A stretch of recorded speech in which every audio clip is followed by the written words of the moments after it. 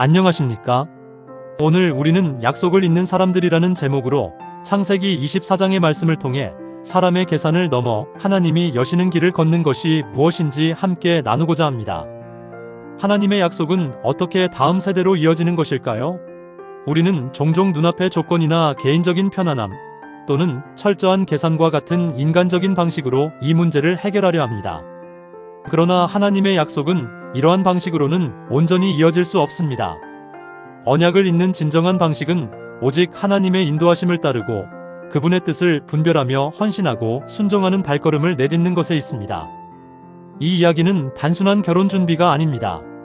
이는 언약 계승의 절체절명 위기였습니다.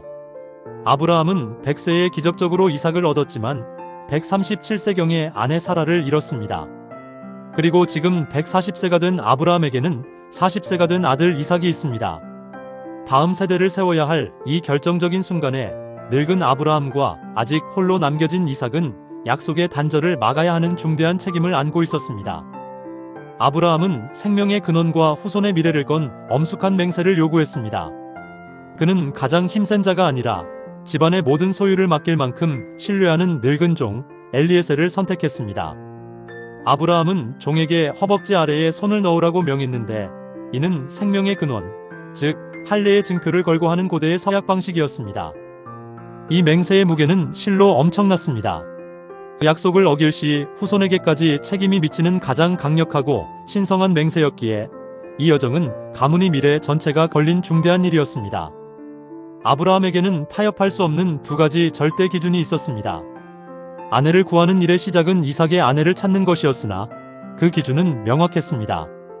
첫째, 가나안 족속의 여인은 절대 불가했습니다. 우상 숭배와는 타협할 수 없었기 때문입니다. 둘째, 고향 친족에게로 가서 아내를 데려와야 했습니다. 종이 만약 여인이 이곳으로 오기를 거부한다면 이삭을 메소포타미아로 데려갈까요? 하고 돌발 변수를 묻자 아브라함은 단호하게 말했습니다. 절대로 내 아들을 데리고 돌아가지 마라. 아브라함의 기준은 결혼의 성사나 편리함이 아니라 오직 언약의 땅에 뿌리를 내리는 것이었습니다. 이 사명은 직선거리로 800km, 실제 이동 경로로는 1450km에 달하는 험난한 여정이었습니다. 왕복 약 2900km는 서울에서 부산을 3번 이상 왕복하는 것과 같은 거리입니다. 낙타 열필과 함께 최소 한두 달 이상 소요되는 고된 여정이었죠.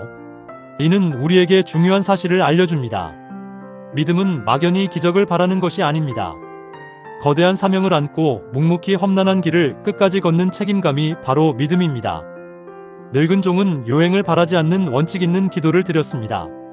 첫째, 분별의 자리에서 기도했습니다.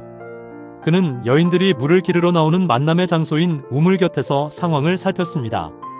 둘째, 은혜를 간구했습니다. 나의 주인 아브라함에게 자비를 베푸소서라고 기도하며 자신의 능력이 아닌 하나님의 은혜에 전적으로 의존했습니다. 셋째, 성품의 표적을 구했습니다. 그는 단순한 외모나 우연이 아닌 낙타에게도 물을 주리라 하는 소녀, 즉 환대와 헌신의 성품을 가진 이를 찾았습니다. 낙타 10마리에게 물을 먹이는 일은 엄청난 노동의 무게를 지닌 것이었습니다. 낙타 한 마리는 단번에 약 100리터의 물을 마십니다. 그렇다면 낙타 10마리에게는 최소 1000리터, 즉 약 1톤의 물이 필요하다는 계산이 나옵니다. 이 기도는 단순히 기적을 보여달라는 것이 아니었습니다.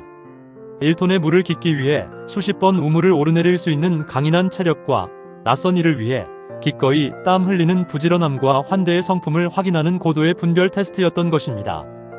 놀랍게도 기도가 채 끝나기도 전에 하나님께서는 침묵 속에서 개입하시는 섭리를 보여주셨습니다.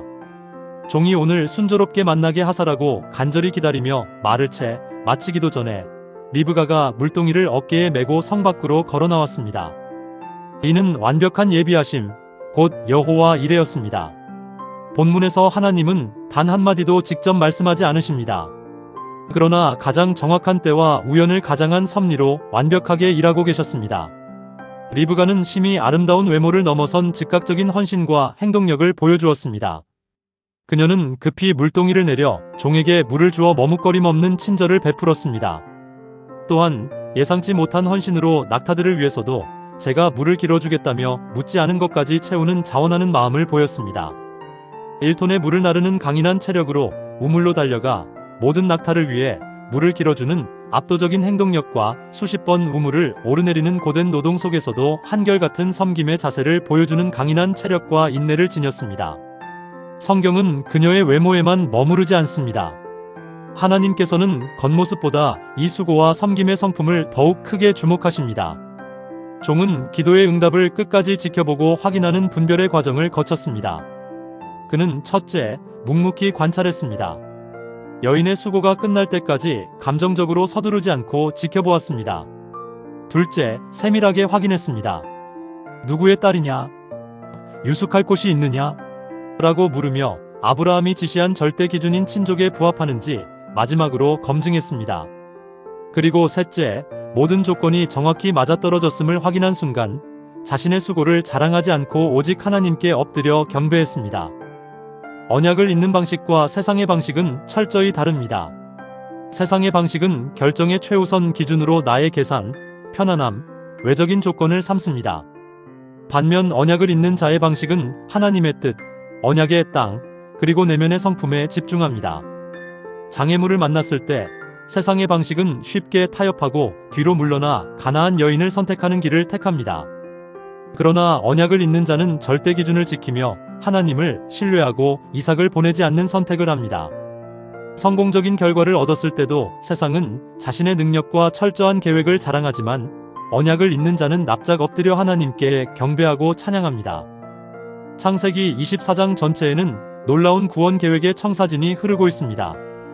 이 이야기는 단순히 한 결혼에 대한 기록이 아닙니다. 이는 우리를 향한 하나님의 구원 역사를 보여주는 완벽한 모형입니다.